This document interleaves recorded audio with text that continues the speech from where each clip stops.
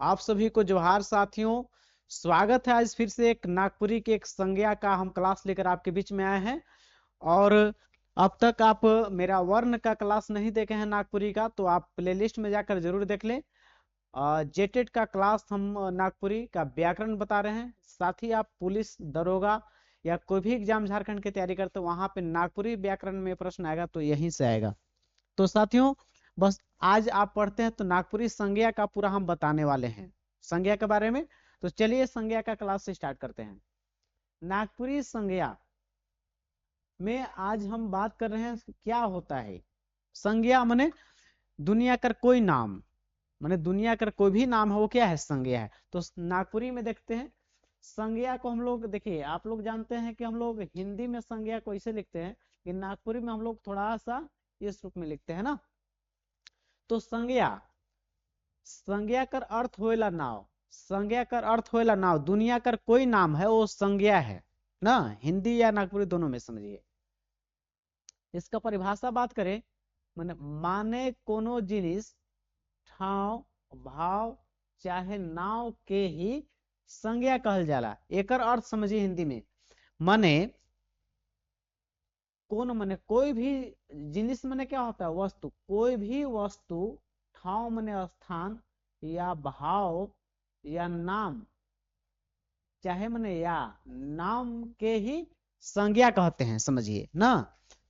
तो इसका अर्थ हुआ हिंदी में, माने कोई भी वस्तु हो, स्थान हो, भाव हो या नाम के ही क्या कहते हैं, संज्ञा कहते हैं।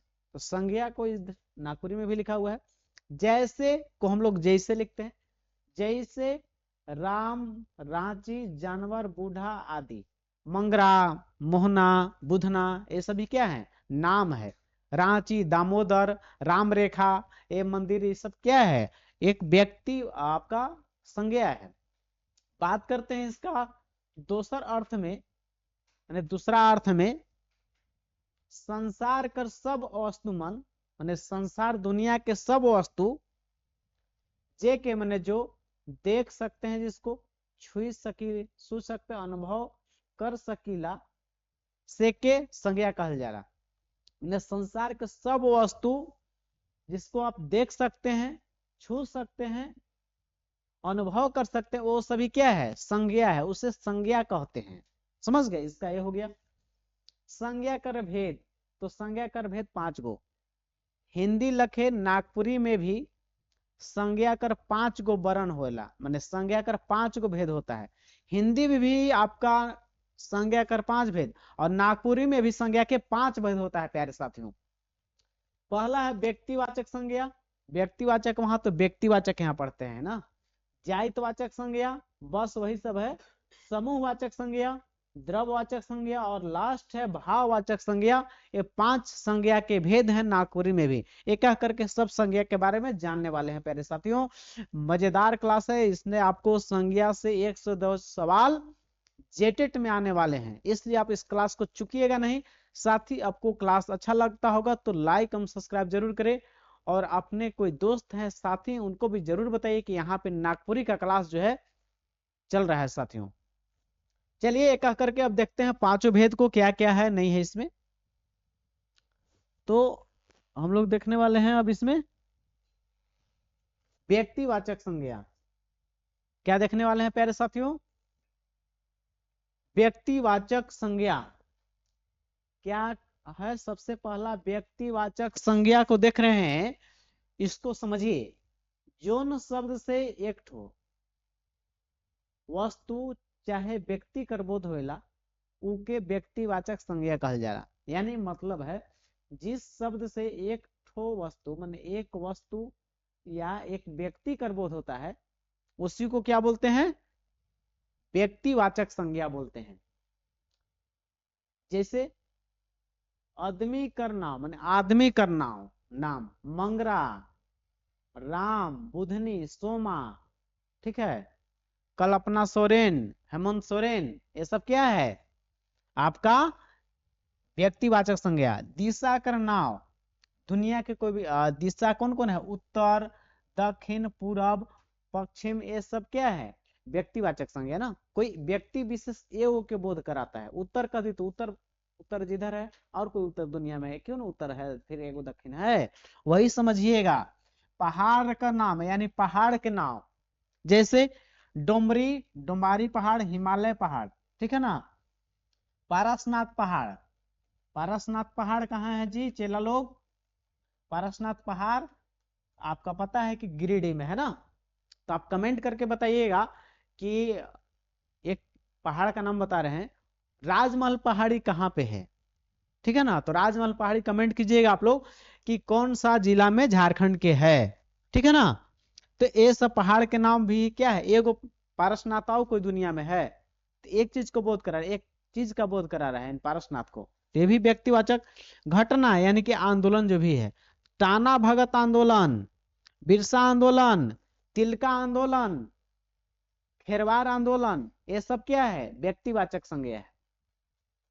देश का नाम, देश का नाम भारत, भूटान, श्रीलंका, नेपाल, ये सब क्या है, व्यक्तिवाचक। नदी का नाम यानी नदी के नाम, गंगा, जमुना, दामोदर, कोयल, शंख, शंख हो गया। आप बोल देगा कि सुवर्ण रेखा, कह देगा अजय नदी, कह देगा आपको बांसुलोई नदी, कह देगा आपको अजय नदी हो गया, फल्गु नदी, पुनपुन नदी, ये सभी क्या हैं, एक नदी का नाम है और एक नदी का बोध करा रहा है उस नाम से, इसलिए व्यक्तिवाचक संज्ञा है प्यारे साथियों। महीना और दिन का नाम, पुष महीना, माघ महीना, सावन, भादो, कार्तिक, आश्विन, ये सब क्या है। आप हिंदी पढ़ रहे हैं साथियों नागपुरी, तो पूछ दे कि माघ महीना कौन संज्ञा है के, तो आप कहें राउरा मन आंसर का देव, रौरा मन उत्तर का देव कि पुष महीना जो है वो सर वो है आपका व्यक्तिवाचक संज्ञा।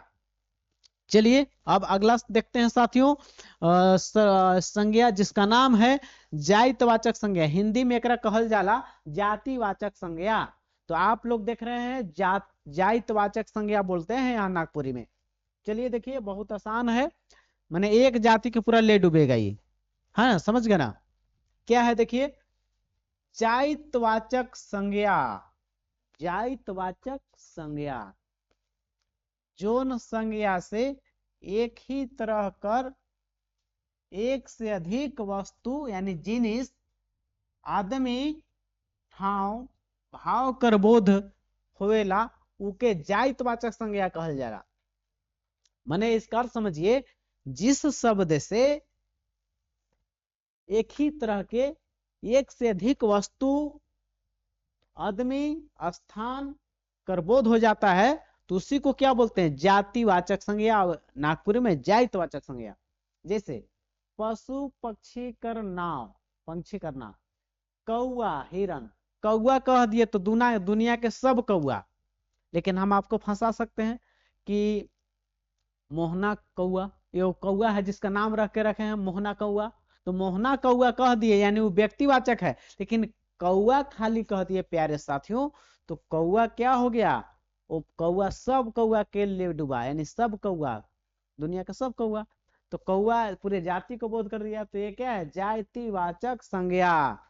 हिरन, तो हिरन पूरे जाति का बोध हो रहा है। अब कह दिए कि रामायण वाला हिरन जेकर चक्कर में लंका में चली गई थी सीता जी, ठीक है ना। ज्यादा लोभ लालच भी करना उचित नहीं है दुनिया में, कुछ ऐसा चीज जो लग रहा है जुआ है, कहीं ना कहीं उसमें कुछ रहस्य छिपा है, प्रकृति का, भगवान का, ठीक है ना, ईश्वर का। तो वही है, किसी विशेष हिरण का नाम धर दिए, कोई उसका नाम लेके धर दिए हिरण, तो हो गया व्यक्ति, लेकिन ऐसे हिरण का दुनिया के सब हिरण जातिवाचक संज्ञा। फिर है जिनिस करना, वस्तु करना मैंने जिनिस का, पहाड़, तो पूरे पहाड़ दुनिया के, आपके घरे के पहाड़, बगल के बुलबुल पहाड़, अगल बगल के आपका लकड़ाही पहाड़ से लेके आपको दुनिया के पारसनाथ पहाड़ है ना, डोमरी पहाड़, तो पहाड़ का दुनिया के सब पहाड़ के लुड़बा यानी कि जातिवाचक संज्ञा। किताब, तो दुनिया के सब किताब, रामायण की किताब या आपका आईएससी की किताब, बीएससी के या कंपटीशन के किताब। मोबाइल, तो दुनिया का सब मोबाइल, 4G से 5G से लेके आईफोन वाला मोबाइल, तो मोबाइल मैंने सब जाति हो गया। नाता, बहन, भाई तो बहन, तो दुनिया के सब बहन, आपका बहन, मेरा बहन, दुनिया के सबका बहन। ओहदा, पद, ब्राह्मण, अहीर, राजपूत, मुसलमान, क्रिश्चियन, अहिर कह दिए तो पूरा अहिर जाति का बोध हो गया, ये कोई नहीं है। ब्राह्मण कह दिए तो ब्राह्मण पूरे जाति का बोध हो गया। पटेल कह देली तो पटेल पूरा जाति का बोध हो गया। रोरमन के समझ में आ गई हुई, और रोरमन के अगर कोई दिक्कत हुई समझ में तो रोरमन मैसेज कर सकेला ना। नागपुरी अभी चल रहा है आपका, जिसमें हम लोग जातिवाचक संज्ञा देख लिए। अब देख रहे हैं हम लोग भाववाचक संज्ञा को देख रहे हैं प्यारे साथियों। क्या देखने वाले हैं? भाववाचक संज्ञा। जो आपके एग्जाम में भाववाचक संज्ञा में फंसता है लोग। देखिए सब संज्ञा तो आसान है, लेकिन भाववाचक संज्ञा जो है नागपुरी का, वो यहाँ से प्रश्न अटकता है, फंस जाते हैं। लेकिन हम आज समझा देंगे तो आपको नागपुरी का भाववाचक से भी सवाल नहीं छूटेगा प्यारे साथियों। क्या है देखिए, भाववाचक संज्ञा क्या है? भाववाचक संज्ञा को देख रहे हैं। जे संज्ञा से कोनो वस्तु कर भाव, गुण, दशा अथवा अवस्था कर बोध होएला उके भाववाचक संज्ञा कहल जाला। ठीक है, जोन शब्द से वस्तु कर भाव के गुण, दशा अथवा अवस्था कर बोध होता है, उसे भाववाचक संज्ञा कहते हैं ना। तो वस्तु का भाव बोध हो रहा है, गुण बोध हो रहा है, भाव, गुण और दशा का बोध हो जा रहा है, जिससे उसको क्या बोलते हैं?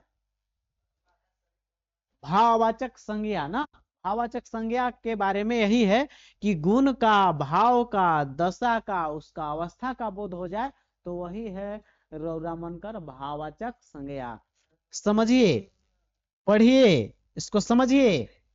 राहुल ईमानदार आदमी है के, तो क्या दिखा रहा है? उसका गुण, कि राहुल कैसा आदमी है, तो राहुल गुण दिखा रहा है कि राहुल ईमानदार है। राहुल कैसा आदमी है? ईमानदार, भाव गुण दिखा रहा है। ठीक है। वो बहुत गरीब है, उसका दशा दिखा रहा है कि कैसा है वो गरीब है। गरीब क्या है आपका? दशा दिखा रहा है। रांची एकदम सामने है, दिखा रहा है कि रांची तो हमारे घरवा के सामने ही है ना। तो एक क्या है? अवस्था दिखा रहा है। एक दूसरे से प्रेम करे के चाहिए, बोल रहा है कि एक दूसरे से क्या करना चाहिए? प्रेम करने के चाहिए, लगाव रखना चाहिए। ठीक है ना। तो ये क्या दिखा रहा है? भाव दिखा रहा है कि प्रेम रखने की बात कर रहा है ना। चलिए आगे और भाववाचक संज्ञा में समझा देते हैं आपको, इससे सवाल नहीं छूटेंगे। तो देखिए क्या है, चलिए देखिए। भाववाचक संज्ञा शब्द हमेशा एक वचन में प्रयोग होगा। भाववाचक संज्ञा शब्द कहाँ प्रयोग होता है? हमेशा भाववाचक संज्ञा हमेशा एक वचन में प्रयोग होता है। ठीक है। भाववाचक संज्ञा शब्द को यहाँ पे थोड़ा इसे लिखना आपको है, थोड़ा सा मिसप्रिंट हो गया है आपको। ठीक है ना। भाववाचक संज्ञा शब्द कर निर्माण जो है जातिवाचक संज्ञा, सर्वनाम, विशेषण, क्रिया, क्रिया को ऐसे लिखते हैं, क्रिया को ना, क्रिया और अव्यय में प्रत्यय जोड़ने से होएला ना। यानी कि जातिवाचक संज्ञा हो, सर्वनाम हो, उसमें प्रत्यय जोड़ दीजिएगा तो क्या बन जाता है? भाववाचक संज्ञा का रूप बन जाता है प्यारे साथियों। और एक और चीज बता दी आपको कि भाववाचक संज्ञा का जो प्रयोग जो रोरे मन करीला हमेशा एक वचन में करीला ना। तो अब देखिए कि प्रत्यय कैसे जोड़ के बनाते हैं। मित्र, तो एक क्या है? संज्ञा है, दुनिया के सब मित्र, दुनिया के सब मित्र सखी मन। और यहाँ पे नागपुरी में क्या बोलते हैं? गोई बोलते हैं ना दोस्त को। तो मित्र में आप क्या जोड़ रहे हैं? प्रत्यय जोड़ रहे हैं। प्रत्यय होता क्या है? जो शब्द के अंत में जुड़ता है वो प्रत्यय है, उस शब्द के शुरुआत में ही जुड़कर अर्थ बदल दे वो उपसर्ग होता है। उप मने आगे और प्रत्यय मने बाद में ना। मित्र में क्या जुड़ा था? तो मित्रता ये भाववाचक संज्ञा हो गया।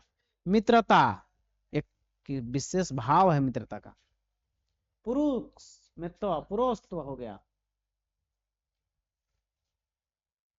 ये थोड़ा सा मिसप्रिंट है ना। मम में क्या जोड़ दिए? ता, तो क्या हो गया? ममता, एक भाव दिखा रहा है। छोटा पन जोड़ दिए, छोटापन ना। सुंदर में जोड़ दिए ता तो क्या बन गया सुंदरता। सुंदर विशेषण है लेकिन ता जोड़ दिए तो क्या बन गया सुंदरता, एक भाववाचक संज्ञा। मीठा में आ जोड़ दिए तो मीठास, कैसा है मिठास। लिख में क्या जोड़ दिए आवट, क्रिया है लिखना, लिखना लिख में आवट जोड़ दिए क्या बन गया लिखावट। ये क्या हो गया आपका भाववाचक संज्ञा। घबरा में आहट जोड़ दिए तो घबराहट, एक भाव है कि कैसा है स्थिति दिखा रहा है कि घबराहट में है वो, ठीक है। फिर एक काट आई तो माने कटाई, कटाई क्या है कटाई हो रहा है ना। ये भाववाचक संज्ञा ऐसे दिखेगा तो आप सभी को क्या मारना है प्यारे साथियों, ये सभी भाववाचक संज्ञा का उदाहरण है। जैसे उदाहरण में और रौरा मनकर ऐसा उदाहरण प्रश्न मिली जेटेट परीक्षा में और रौरा मन सबके प्रश्न के उत्तर सही दे दे। तो रौरा मन के अब समूहवाचक संज्ञा बतावी थी। समूहवाचक संज्ञा तो आप समझ ली कि समूह माने क्या होता है ग्रुप को बोध कराएगा, ठीक है। क्या है देखिए समूहवाचक संज्ञा, जोन संज्ञा शब्द से झुंड या भीड़ कर बोध होएला ओके समूहवाचक संज्ञा कहल जाला। जोन संज्ञा शब्द से क्या होता है झुंड या भीड़ का बोध होगा। जैसे कक्षा कह दिया क्लास तो कक्षा में एगो लेकिन रहता है जी, तो झुंड होता है बच्चों का। सेना तो सेना में बहुत सारे होते हैं। परिवार में एगो लोग थोड़े होता है, समूह का बोध होता है। मेला तो एगो से मेला लगता है, मेला को जतरा कहते हैं। मेला को क्या बोलते हैं नागपुरी में जतरा बोलल जाला ना, तो मेला एगो से लगता है जी। संसद भवन तो संसद में एगो लोग थोड़े रहता है, ग्रुप का जिससे बोध होगा वो होता है एक से अधिक लोगों को बोध करा दे तो मन शब्द के समूहवाचक संज्ञा कहल जाला। रोरे मन कर समझ में आ गल हुई। अब हम देखने वाले हैं द्रव्यवाचक संज्ञा। द्रव्यवाचक संज्ञा को आप लोग ऐसे लिखिएगा नागपुरी में द्रव्यवाचक संज्ञा, ठीक है। क्या है इसे देख लीजिए आप लोग।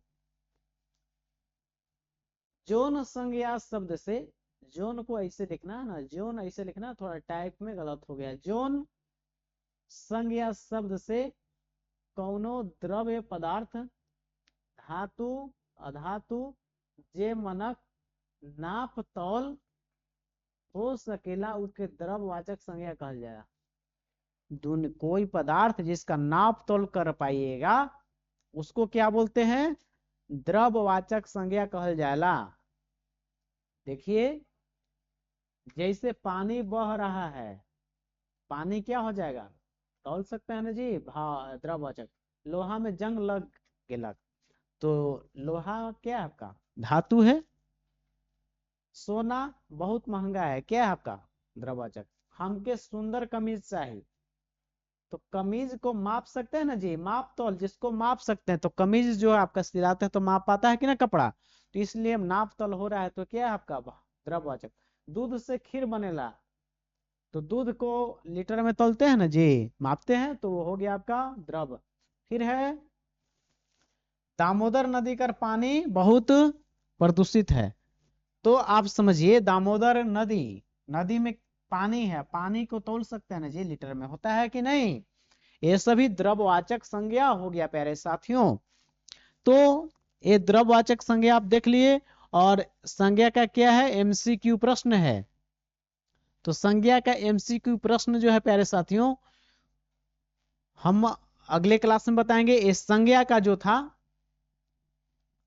क्लास था संज्ञा को रौरे मन कर समझ में आ गई हुई और संज्ञा का एमसीक्यू प्रश्न भी हम आप सबको बताएंगे कि आप टेस्ट कीजिए कि आप संज्ञा में सीख पाए कि नहीं। प्यारे साथियों नागपुरी का ये मेरा क्लास जो चल रहा है लगातार चलेगा और आपका नागपुरी का पूरा सिलेबस कवर कराएंगे। तो हमारे चैनल को अंतिम तक वीडियो देखने के लिए आपको दिल से धन्यवाद। साथ ही मेरे चैनल को आप लाइक सब्सक्राइब करें। साथियों मिलते हैं नेक्स्ट वीडियो में।